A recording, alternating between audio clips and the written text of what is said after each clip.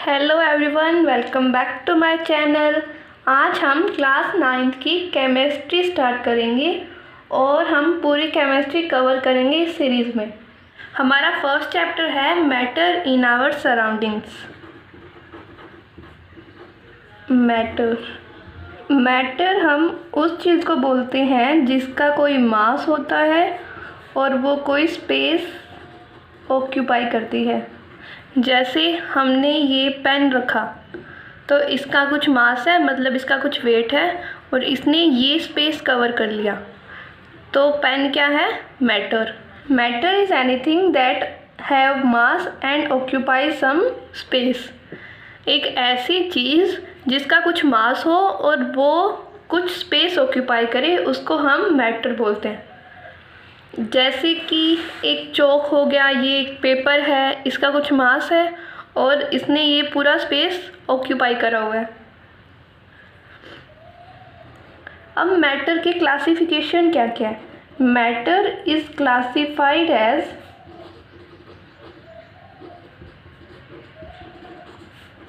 फिर ancient philosophers बोलते हैं कि मैटर पदार्थ वो लिविंग या नॉन लिविंग सिर्फ 5 बेसिक थिंग्स से बना हुआ है। और वो थिंग्स क्या क्या हैं? First one is air, second is water, earth, fire and sky. हमारे जो एंशियंट फिलोसफर्स हैं वो बोलते हैं कि मैटर बना होता है स्काई, एयर, वाटर, अर्थ और फायर से, और वो मैटर को क्या बोलते हैं? पदार्थ। ठीक है। मॉडर्न साइंटिस्ट क्या बोलते हैं?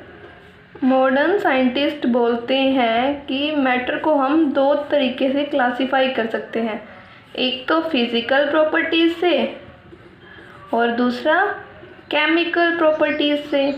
फिज़िकल प्रॉपर्टीज़ क्या होती है कि वो सॉलिड है, लिक्विड है या गैस है। सॉलिड जैसे कि हमारा चौक, लिक्विड एग्जाम्पल है वाटर और गैस का एग्जाम्पल है ऑक्सीजन। केमिकल प्रॉपर्टीज़ से उसको कैसे क्लासीफाई करेंगे कि वो एलिमेंट है, कंपाउंड है या वो मिक्सचर है। एलिमेंट क्या होता है कि आयरन एक एलिमेंट है। ठीक है। कंपाउंड क्या हो गया? Iron oxide. मिक्सचर क्या हो गया? Iron oxide plus Fe2O3। तो ये क्या हो गया? मिक्सचर। ओके। मिक्सचर में क्या होता है कि हम देख सकते हैं कि आयरन ऑक्साइड्स 2 फॉर्म में प्रेजेंट है, एक तो FeO और एक Fe2O3। तो ये क्या बन रहा है? मिक्सचर। हम कब से मैटर ही बोले जा रहे हैं, पर मैटर होता क्या है एग्जैक्टली? मैटर छोटे छोटे छोटे छोटे पार्टिकल से बना हुआ होता है। जैसे कि हमारा ये पेन है, ये कैप है, इसके अंदर रिफिल है, आगे पीछे इसके कैप्स है, तो ये भी छोटे छोटे पार्टिकल से बना होता है। तो matter is made up of tiny particles, और ये पार्टिकल्स इतने स्मॉल होते हैं कि हम इनको माइक्रोस्कोप के अंडर भी नहीं देख सकते। नेक्ड आई से देखना तो बहुत मुश्किल है, हम इसको हाई क्वालिटी माइक्रोस्कोप से भी नहीं देख सकते। तो ये इतने छोटे छोटे पार्टिकल्स से बना हुआ होता है अपना मैटर। जो अपनी एक रेन ड्रॉप होती है वो 10⁻21 पार्टिकल्स से बनी होती है। अगर हम इस नंबर को लिखें तो 21 zeros 1 के बाद बहुत बड़ा नंबर हो जाता है। टिल 21 zeros तक, है ना। तो अब हम समझ सकते हैं कि ये मैटर है बहुत छोटे छोटे पार्टिकल्स से बना हुआ होता है, जिसको हम नेक्ड आइज से तो बिल्कुल भी नहीं देख सकते और माइक्रोस्कोप के अंडर भी नहीं देख सकते। और ये जो टाइनी पार्टिकल्स होते हैं इनको हम क्या बोलते हैं, एटम्स और मॉलिक्यूल्स। ओके, अब हम देखते हैं कि हमें कैसे पता चला कि मैटर टाइनी पार्टिकल से मिलके बना हुआ होता है। तो अब हम एविडेंस ढूंढेंगे जो प्रूव करे कि मैटर पार्टिकल से बना हुआ होता है। जो हमारा पोटेशियम परमैंगनेट होता है वो पर्पल कलर का होता है।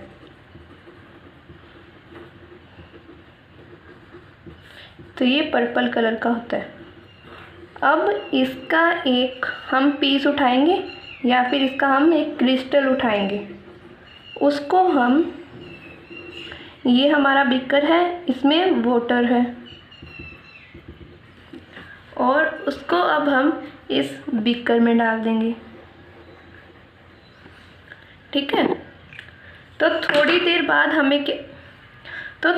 बाद हमें दिखेगा कि ये बीकर में जो वाटर है, पहले हमने ये पोटेशियम परमैंगनेट सिर्फ इधर डाला, अब ये इधर इधर इधर स्प्रेड होने लग जाएगा पोटेशियम परमैंगनेट, तो इतना हमें पर्पल दिखने लग जाएगा हमारा वाटर। अब जैसे थोड़ा और टाइम जाएगा तो पूरा वाटर और पोटेशियम परमैंगनेट का सॉल्यूशन हमें पर्पल ही दिखने लग जाएगा। अब ये क्यों होता है, इसको हम समझते हैं कि ऐसा क्यों होता है।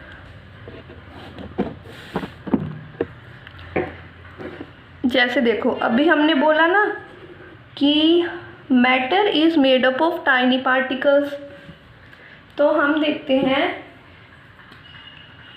कि ये जो डॉट्स हैं ये वाटर के पार्टिकल्स हैं, ये बहुत टाइनी अरेंज होते हैं। अभी मैं थोड़ा सा इनको बड़ा बना के दिखा रही हूँ आपको। और ये जो है ये पोटेशियम परमैंगनेट के एटम्स और क्या बोल सकते हैं हम, पार्टिकल्स हैं। तो थोड़ी देर बाद क्या होगा कि ये जो वाटर है यहाँ पे और जो पोटेशियम परमैंगनेट के ये जो पार्टिकल्स हैं ये ऐसे ऐसे दूर दूर होने लग जाएंगे थोड़ा। ठीक है। तो ये पार्टिकल्स हैं, ये वाटर में ट्रैवल तो करेंगे ही, तो ये थोड़ा आगे पीछे होने लग जाएंगे।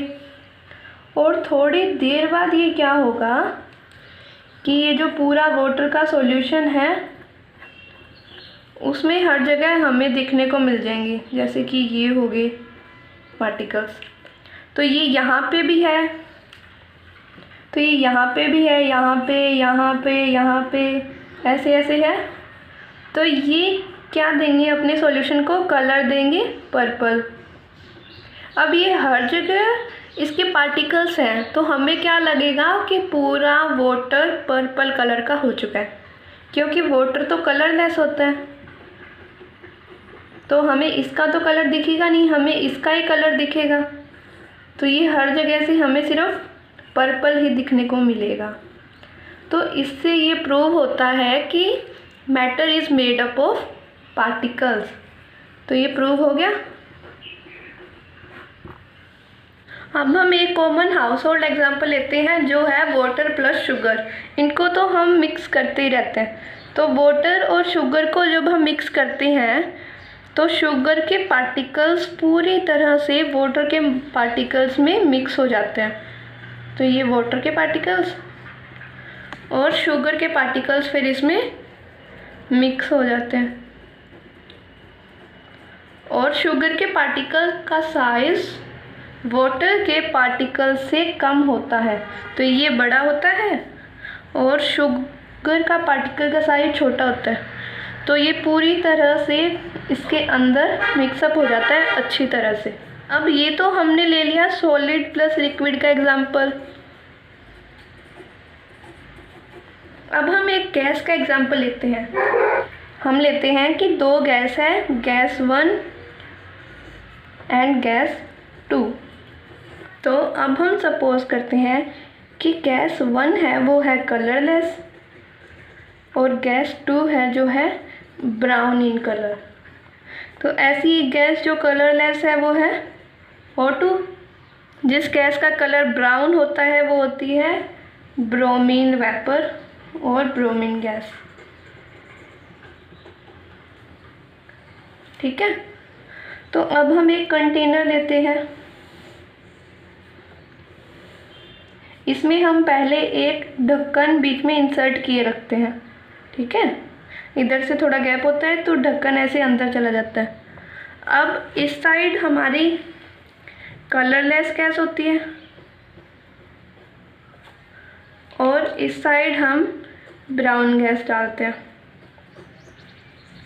तो स्टार्टिंग में तो जब हमने ये ढक्कन रखा हुआ है तो ये गैसेस अलग अलग है। तो इधर तो हमें कुछ भी नहीं दिखाई देगा और इधर हमें क्या दिखाई देगा, ब्राउन कलर। पर अब थोड़ी देर बाद हम क्या करते हैं, ये ढक्कन हम हटा देते हैं। ये ढक्कन हटा दिया पूरी तरह से, तो ये वाले पार्टिकल्स इधर आने लग जाते हैं थोड़े थोड़े, और ये जो ब्राउन गैस वाले पार्टिकल्स हैं वो थोड़े इधर जाने लग जाते हैं। तो थोड़े और टाइम बाद क्या होता है, ये पार्टिकल्स आपस में मिक्सअप हो जाते हैं और ये ब्राउन गैस, तो ये पार्टिकल्स आपस में मिक्सअप हो जाते हैं। अब कलरलेस गैस का तो कोई कलर है नहीं, तो ये तो हमें दिखेंगे ही नहीं। हमें क्या दिखेंगे, बस ये ब्राउन डॉट्स। तो हमें पूरा मिक्सचर कैसा लगेगा कि इसका पूरे का कलर क्या हो गया, ब्राउन। तो इससे भी प्रूफ होता है कि हमारा जो मैटर है, जो सॉलिड लिक्विड गैस कुछ भी है, वो किससे बना होता है, पार्टिकल्स से। ठीक है, अब हम ब्राउनियन मोशन समझते हैं क्या होता है। जैसे देखो, ये हमारा रूम है और ये इसका गेट है। तो गेट के बीच में से ये थोड़ी सी जगह होती है ना, और इसमें से जब हमारे रूम में लाइट जाती है तो वो हमें पार्टिकल्स दिखते हैं उस लाइट में। या फिर हम देख सकते हैं कि जो टॉर्च होती है अपनी, उससे जब हम देखते हैं तो जहाँ उसकी लाइट जाती है वहाँ पे हमें छोटे छोटे पार्टिकल्स दिखते हैं।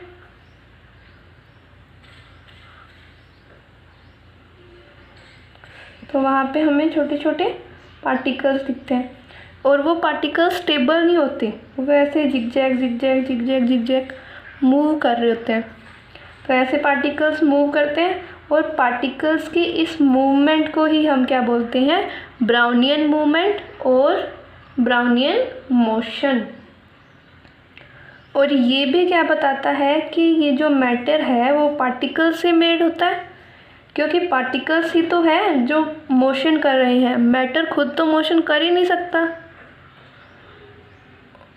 और जो पार्टिकल्स हैं वो कॉन्स्टेंटली मूव कर रहे हैं।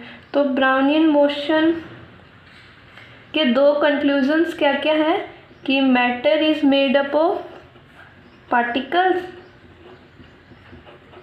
और सेकंड क्या है कि पार्टिकल इज मूविंग कॉन्स्टेंटली।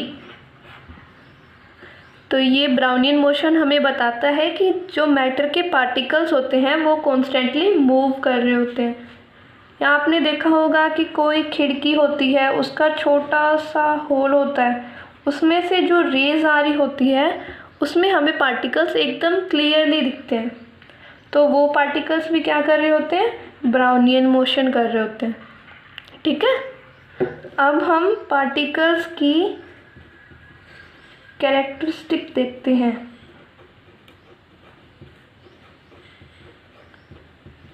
तो फर्स्ट कैरेक्टरिस्टिक क्या होती है कि पार्टिकल्स बहुत ही स्मॉल होते हैं। Particles are very very small. Second है कि पार्टिकल्स के बीच में स्पेस होता है। जैसे ये पार्टिकल और ये पार्टिकल, इन दोनों के बीच में ये जगह है, ये खाली स्पेस है। तो सेकंड कैरेक्टरिस्टिक है कि पार्टिकल्स के बीच में स्पेस होता है। थर्ड है कि पार्टिकल्स आर मूविंग। तो ये तो हमने अभी भाई ब्राउनियन मोशन की कंक्लूजन में भी बताया कि पार्टिकल्स आर कॉन्स्टेंटली मूविंग। और फोर्थ कैरेक्टरिस्टिक क्या होती है कि पार्टिकल्स अट्रैक्ट ईच अदर। ठीक है, अब हम इन सब कैरेक्टरिस्टिक्स को वन बाय वन समझते हैं। Particles are very very small को हम ऐसे समझ सकते हैं कि जैसे हमने ये बीकर लिया, इसमें हमने वाटर में बहुत सारा वाटर है और उसमें हमने पोटेशियम परमैंगनेट डाल दिया। अब इसमें से हमने थोड़ा सा मिक्सचर लिया, इसमें से हमने 1 गिलास मिक्सचर लिया और वो इसमें डाल दिया।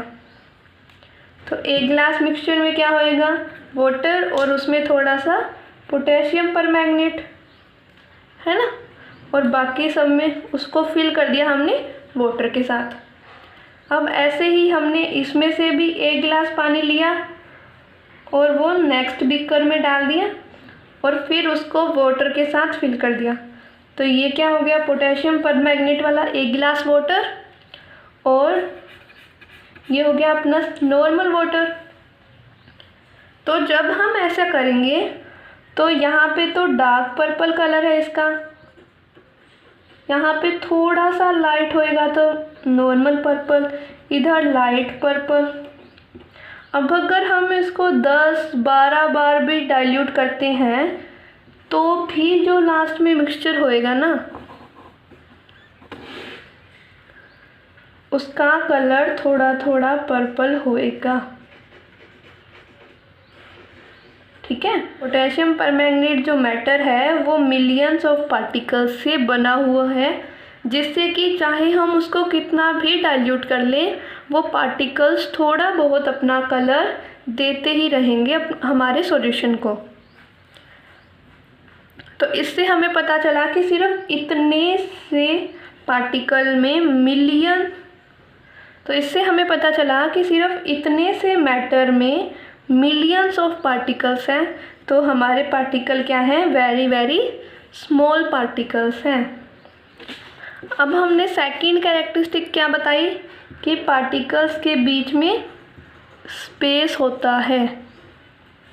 तो जैसे अब ये वाटर से भरा हुआ बीकर है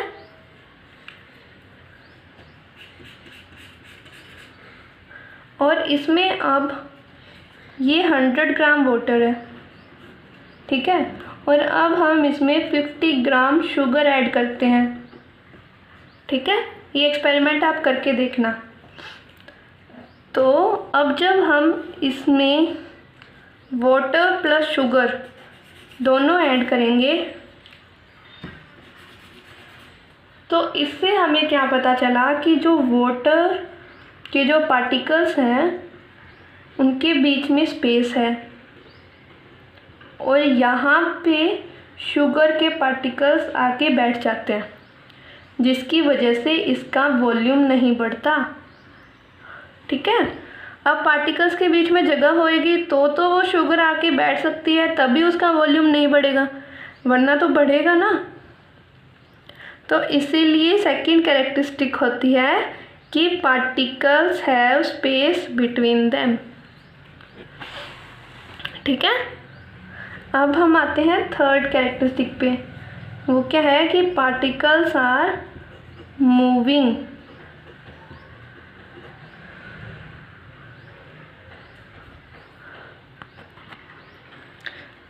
तो अब जब हमारी मम्मी पूजा करती है और वो अगरबत्ती जलाते हैं तो उसकी खुशबू पूरे घर में हो जाती है, हमारे रूम तक भी आ जाती है।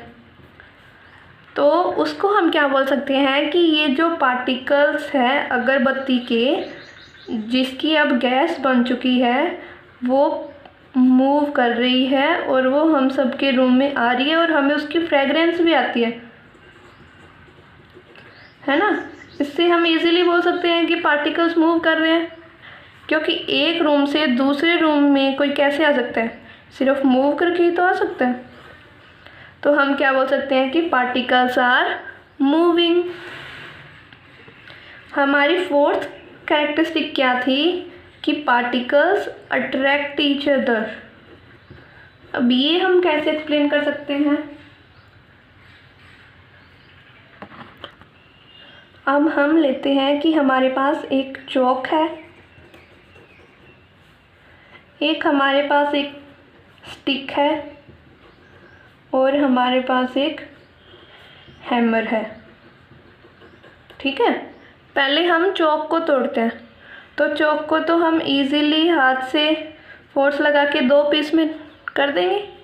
अब हम स्टिक को तोड़ेंगे तो हम तोड़ सकते हैं स्टिक को, पर हमें थोड़ा फोर्स ज़्यादा लगानी पड़ेगी, हमें बहुत ज़्यादा फोर्स लगानी पड़ेगी, तब हमारी स्टिक टूट जाएगी। तो स्टिक भी 2 हिस्सों में टूट गई।